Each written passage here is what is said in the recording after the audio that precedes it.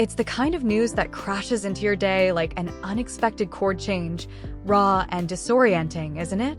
Just yesterday, on September 18, 2025, the Nashville music world shattered with the loss of Brett James, the Grammy-winning songwriter whose words wrapped around hearts like a warm melody. Gone at 57 in a heartbreaking small plane crash near Franklin, North Carolina. He was piloting the Cirrus SR-22T himself, taking off from Nashville's John C. Toon Airport around midday, when something went terribly wrong around 3 p.m., sending the aircraft down west of Iotla Valley Elementary School. Tragically, none of the 3 souls on board survived, and while the NTSB and FAA are digging into the why, mechanical failure, whether, it's all still unfolding. The sheer suddenness of it leaves you breathless. Brett, with his easy laugh and that knack for turning life's aches into anthems, wasn't just crafting hits. He was handing out lifelines through songs like Carrie Underwood's Jesus, Take the Wheel. Imagine him up there, guitar in spirit, humming one last verse as the mountains rushed up. It's too vivid, too unfair. But in the quiet after the shock, there's this pull to remember him not in fragments, but whole. The dreamer who ditched med school for melodies, the dad who lit up Father's Day with backyard grins, the collaborator who made superstars sound human. Let's lean into that light, shall we? Let's trace the songlines of a life that hit all the high notes. Picture a kid in the heartland, born Brett James Cornelius on June 5, 1968, in Columbia, Missouri, where the air hummed with possibility and his father's steady voice as a physician, Dr. Sam Cornelius, set the rhythm for a home full of quiet ambition. His mom, Carolyn, brought the melody, maybe a soft piano tune in the evenings, stirring something deep in young Brett that whispered of worlds beyond textbooks. The family uprooted to Oklahoma City and then Cordell, where he navigated the wide-open plains of small-town life, graduating from Christian Heritage Academy in Del City in 1986 with that restless spark already flickering.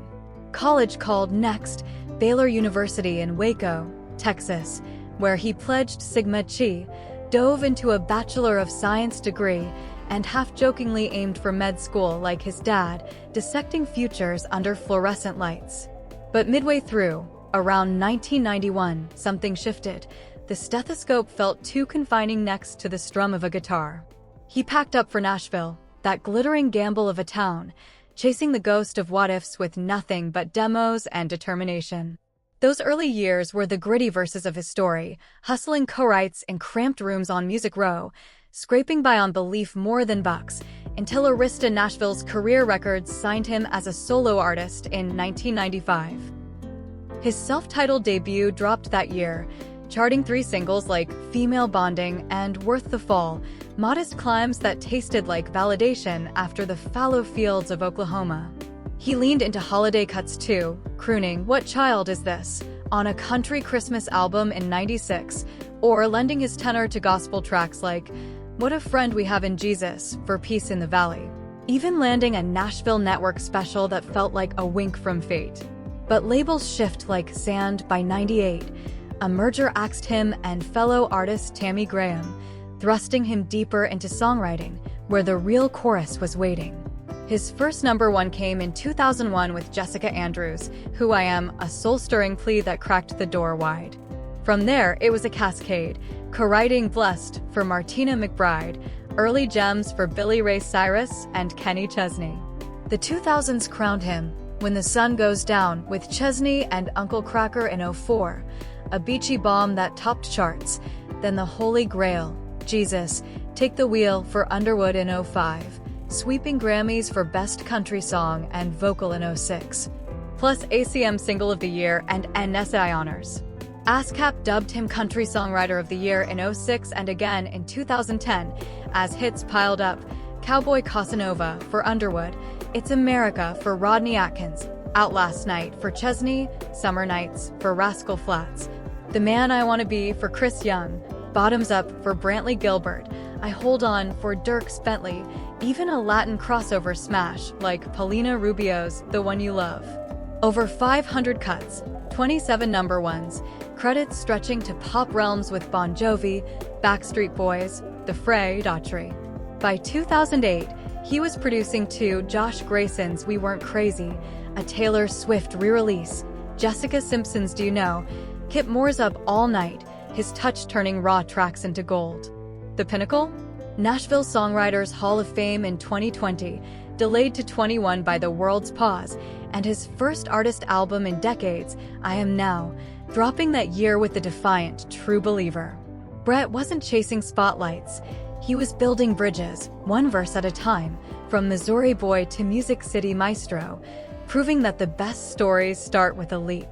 Yet for all the chart climbs, it was family that tuned his world, the steady bass line holding the harmony together through every bridge.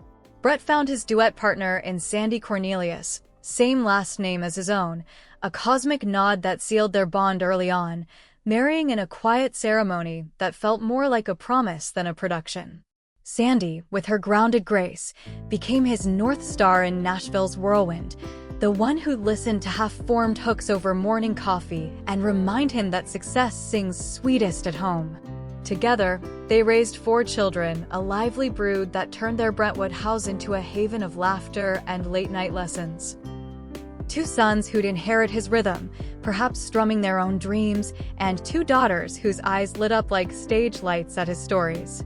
He kept them close, away from the red carpet glare, but you could glimpse it in those rare shares. A Father's Day post from June, all of them piled on a backyard deck, smiles wide as a chorus, caption reading, "Such an amazing Father's Day."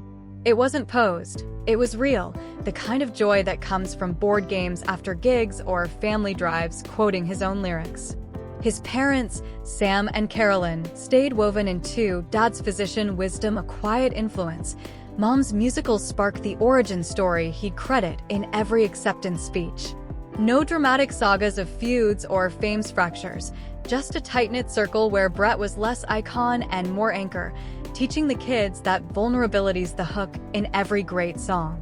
Even as hits rained down, he'd slip away for school plays or soccer sidelines, balancing the Rose roar with the soft hum of home.